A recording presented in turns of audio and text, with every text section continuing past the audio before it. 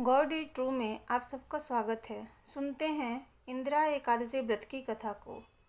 धर्मराज युधिष्ठिर कहने लगे कि हे भगवान, मैंने भाद्रपद शुक्ल एकादशी का सविस्तार वर्णन सुना।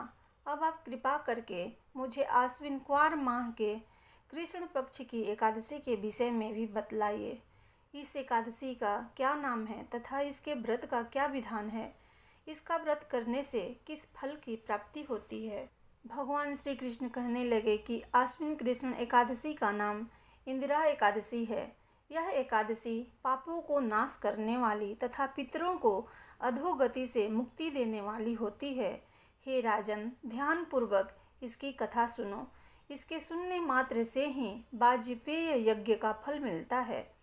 प्राचीन काल में सतयुग के समय में महिष्मती नाम की एक नगरी में इंद्रसेन नाम का एक प्रतापी राजा धर्म पूर्वक अपनी प्रजा का पालन करते हुए शासन करते थे। वह राजा पुत्र, पौत्र और धन आदि से संपन्न और भगवान विष्णु के परम भक्त थे।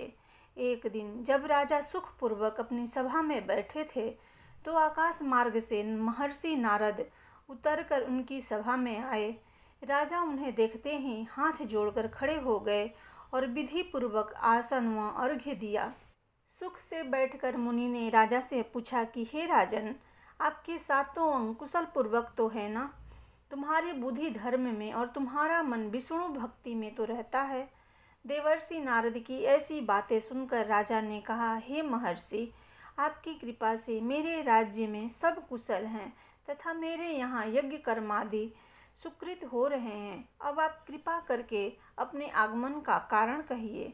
तब ऋषि कहने लगे कि हे राजन, आप आश्चर्य देने वाले मेरे वचनों को सुनो। मैं एक समय ब्रह्मलोक से यमलोक को गया।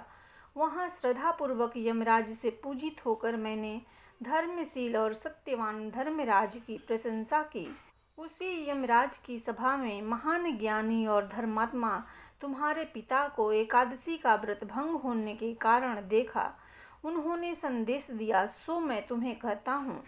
उन्होंने कहा कि पूर्व जन्म में कोई विघ्न हो जाने के कारण मैं यमराज के निकट रह रहा हूँ। सो हे पुत्र, यदि तुम आश्विन कृष्ण इंदिरा एकादशी का व्रत मेरे निमित्त करो तो मुझे स्वर्ग की प्राप्ति हो सकती है। इतना सुनकर राजा कहने लगा कि हे महर्षि, आप इस व्रत की विधि मुझसे कहिए।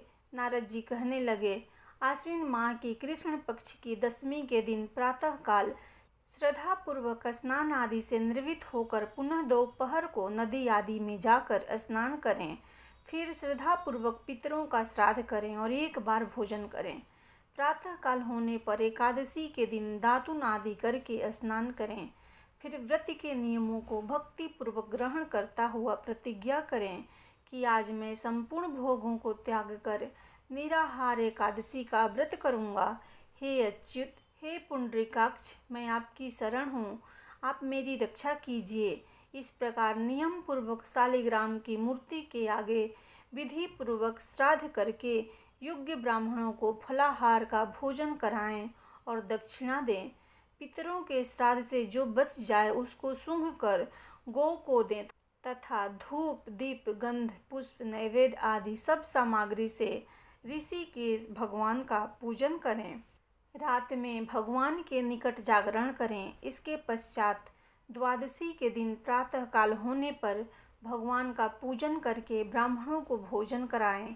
भाई बंधुओं, स्त्री और पुत्र सहित आप भी मौन होकर भोजन करें। नारद जी कहने लगे कि हे राजन, इस विधि से यदि तुम आलस्य रहित होकर इस एकादशी का व्रत करोगे तो तुम्हारे पिता अवश्य ही स्वर्गलोक को जाएंगे। इतना कहकर नारद जी अंतर्ध्यान हो गए। नारद जी के कथनानुसार राजा द्वारा अपने बांधवों तथा दासों सहित व्रत करने से आकाश से पुष्प वर्षा हुई और उस राजा का पिता गरुड़ पर चढ़कर विष्णु लोक को गया।